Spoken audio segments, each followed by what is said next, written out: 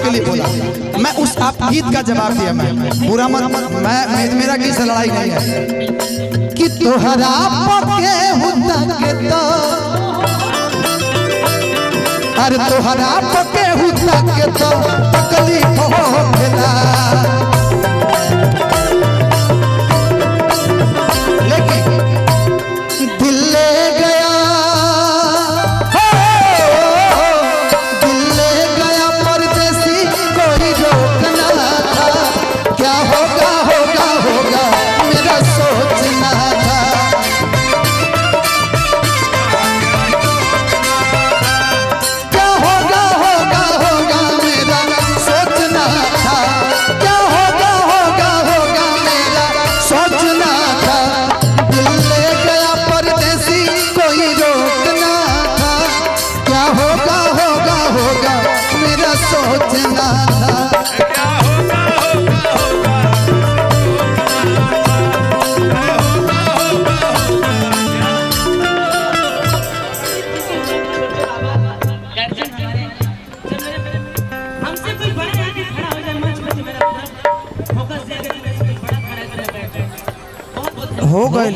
हो गए हाँ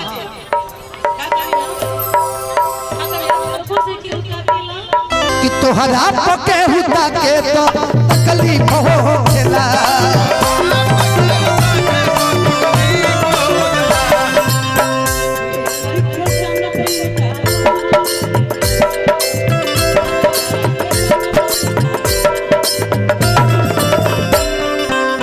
हेलो रही जा कही हो। हमारे बीच में भोजपुरी जगत की बहुत प्यारी गायिका नेहा सिंह निष्ठा का भी आगमन हुआ है। मैं आपका स्वागत और अभिनंदन करता हूं।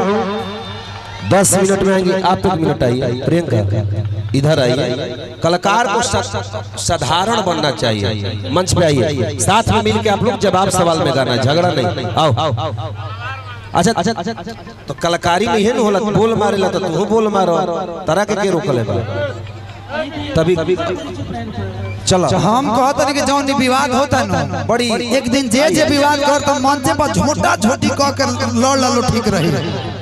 एक दिन लड़ ले बोलो, जहां चले हो जाई बस काम तमाम हो जाए दिन। 1 मिनट, इहो पगली काव्या बड़ी मानते हैं इसको।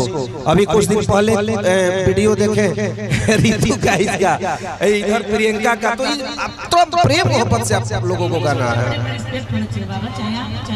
हाँ शायद आप में से एक छोटी ही होगी, लेकिन आप ये बोलेंगे कि तार बारे में जानते नहीं। अच्छा तो ठीक है, सुने को बात सुनो, छोट पे ना बुझाए तो बड़ वही के डाल का पड़ा ना गाओ। चलो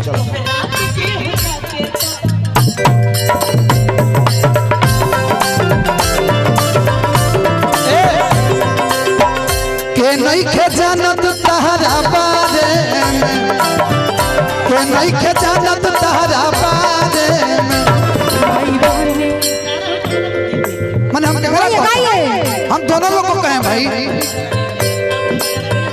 कि मैंने इशारा किया तहरा बारे में, के नहीं के जानत तहरा बारे में, कमाई बने वाला रहूं ससुरारे में।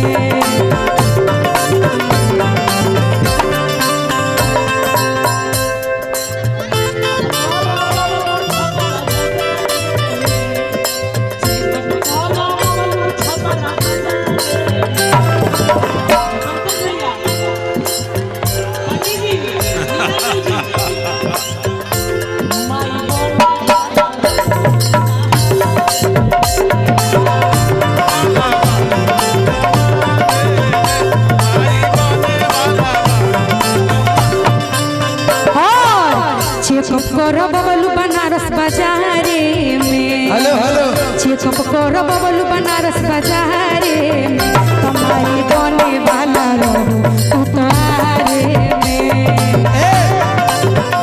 हेलो सिवान के लइका सियल सहारा में, सिवान के लइका सियल सहारा में, कमाई बने वाला रहूं उतारे में।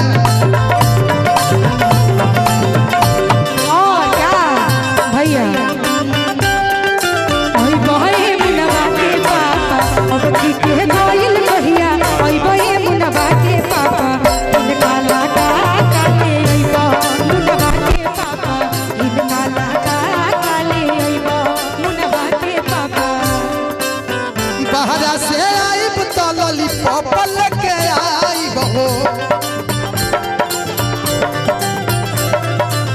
बाहर से आई लॉली पॉपल के आई बहो हम हवा में दे हम चूसाई सुनाए धनी हवा में दे हम चूसाई सुनाए।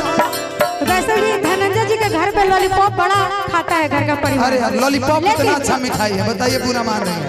नहीं लॉलीपॉप बहुत अच्छी चीज है 2 रुपए की मिलती है। आप खाए हैं ना? मैं खाया हूँ। मैं भी खाई हूँ। तो क्या दिक्कत है? लेकिन तू खेले बड़े हो हेलो बढ़ावा हमारे काहे कम कर भैया साउंड प्लीज बढ़ा करके थोड़ा दिक्कत हो रहा है ना। हमारा मजरती मत काटा बढ़ा के रखो